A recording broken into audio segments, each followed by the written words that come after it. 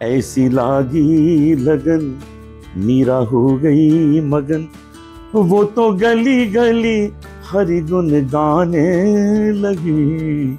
ऐसी लागी लगन मीरा हो गई मगन।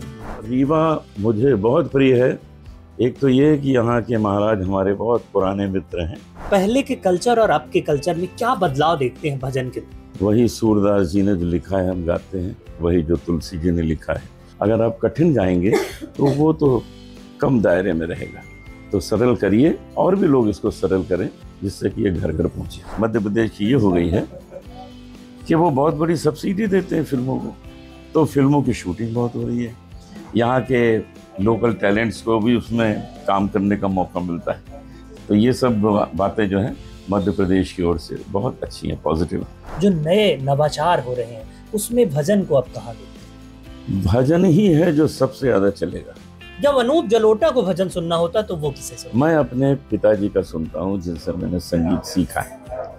वो जब भजन गाते थे तो भजन को सजीव कर देते थे। ठुमक चलत रामचंद्र बाजत पैजनिया, ठुमक चलत रामचंद्र।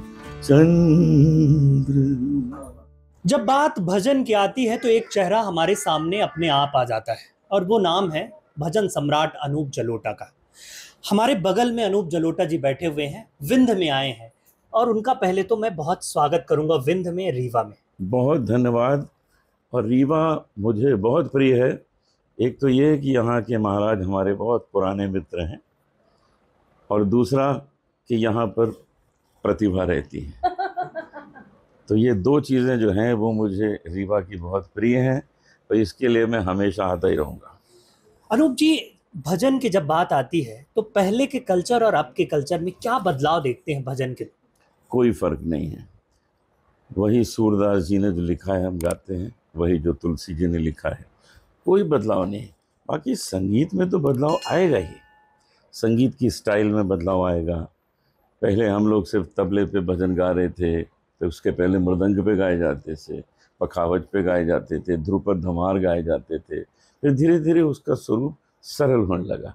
मैंने भी उसको सरल किया है और आगे लोग और इसको सरल करेंगे, क्योंकि सरलता ही है जो व्यापक हो सकती है। अगर आप कठिन गाएंगे तो वो तो कम दायरे में रहेगा, तो सरल करिए और भी लोग इसको सरल करें जिससे कि ये घर घर पहुंचे। क्योंकि आपसे जब बात हो तो केवल बात हो तो वो अच्छा नहीं लगता, तो कुछ तो होना चाहिए। हाँ, मैं आपको सुना देता हूँ। ऐसी लागी लगन मीरा हो गई मगन, ऐसी लागी लगन मीरा हो गई मगन, वो तो गली गली हरि गुन गाने लगी। ऐसी लागी लगन मीरा हो गई मगन। क्या बात है। लोग मुझे इस गाने से जानते हैं, पहचानते हैं। इससे मुझे सबसे ज़्यादा प्रसिद्धि मिली है। कई बार होता है कि मैं एयरपोर्ट पे फ्लाइट पकड़ने जा रहा हूँ और मेरे बगल से कोई गुजर जाता है ये गुनगुनाते हुए, ऐसी लागी लगन।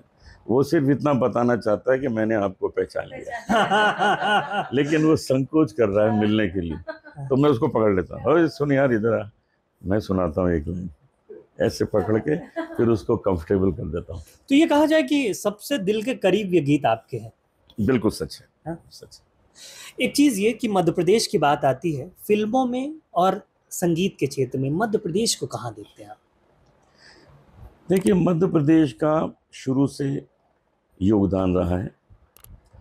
आपने कव्वाली में शकीला बानो भोपाली को सुना होगा। आपने यहाँ सुधा मल्होत्रा जी को सुना होगा, जिन्होंने गाया था तुम मुझे भूल भी जाओ। जया बच्चन को कौन नहीं जानता, किशोर कुमार जी, कुमार गंधर्व जी। अरे लाइन लगी, लाइन लगी है।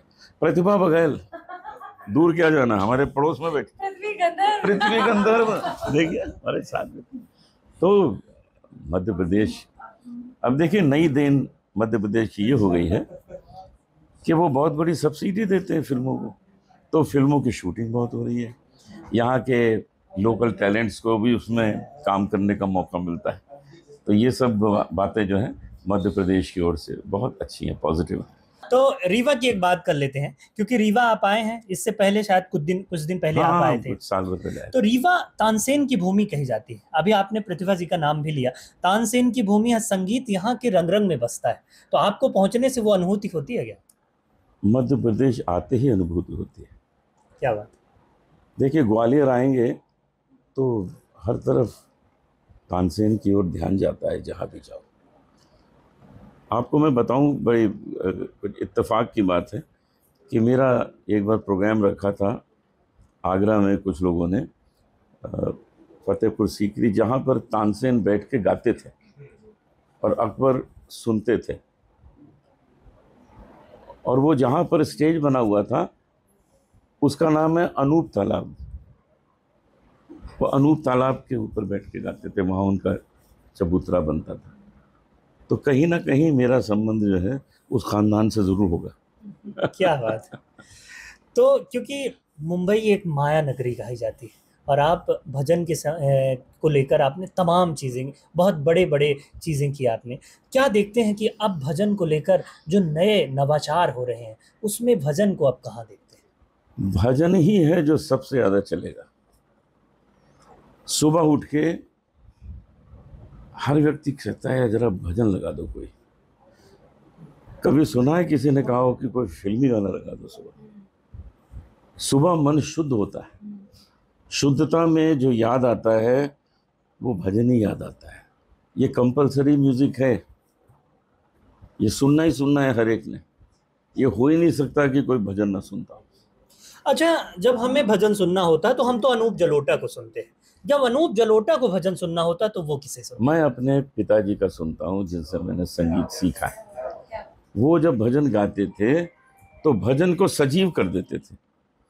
जब गाते थे वो ठुमक चलत रामचंद्र, तो लगता था कि सच में ठुमक ठुमक के भगवान राम चल रहे हैं। ये उनकी विशेषता थी। तो हमको जो भी मिला है सब उनकी कृपा से। एक बार ठुमक चलत आप सुना भी दीजिए।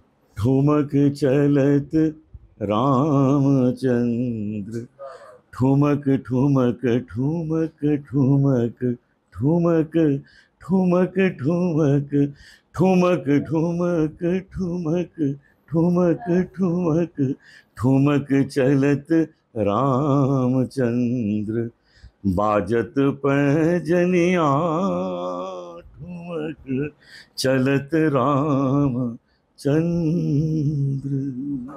क्या बात है। तो ये थे हमारे साथ भजन सम्राट अनूप जलोटा। भजन को लेकर तमाम बातें कही और मध्य प्रदेश में ये कहा कि मध्य प्रदेश एक ऐसी भूमि है जहां पर संगीत और फिल्म दोनों को लेकर बड़ी संभावनाएं। वीडियो जर्नलिस्ट आशुतोष के साथ विवेक तिवारी, विस्तार में।